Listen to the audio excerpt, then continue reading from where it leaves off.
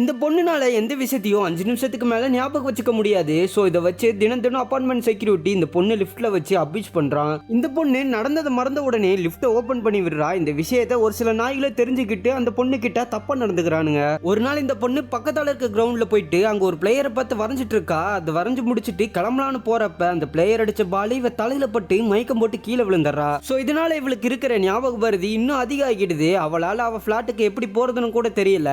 இந்த பொண்ணை ஸ்கூல்ல இருந்து கூட்டிட்டு வர ஆட்டோக்காரன் தான் எந்த ஃப்ளோர் எந்த பிளாட்னு ஞாபகப்படுத்துறாரு. இந்த பொண்ணுமே லிஃப்ட்ல போறப்ப செக்யூரிட்டி அந்த பொண்ணு மறுபடியும் அபியூஸ் பண்ணிடுறா. இந்த பொண்ணுக்கு தினம் தினம் இப்படி நடக்கிறதுனால அவன் அம்மாட்ட உடம்பு வலிக்குதுன்னு சொல்லி அலறா. அவன் அம்மாவும் திரும்ப இந்த பொண்ணை தேத்தி ஜாலியா விளையாட வைக்கிறாங்க.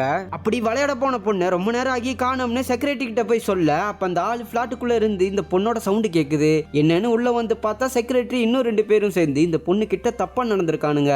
இதை பார்த்து அவன் அம்மா கதறி அலறாங்க. அவங்க கிட்ட ஏன்டா இப்படி பண்ணீங்கன்னு கேட்கும்போது ஒருத்தன் பின்னாடி இருந்து வந்து கழுத்து நெரிச்சு இந்த அம்மாவையுமே கொன்னுறான்.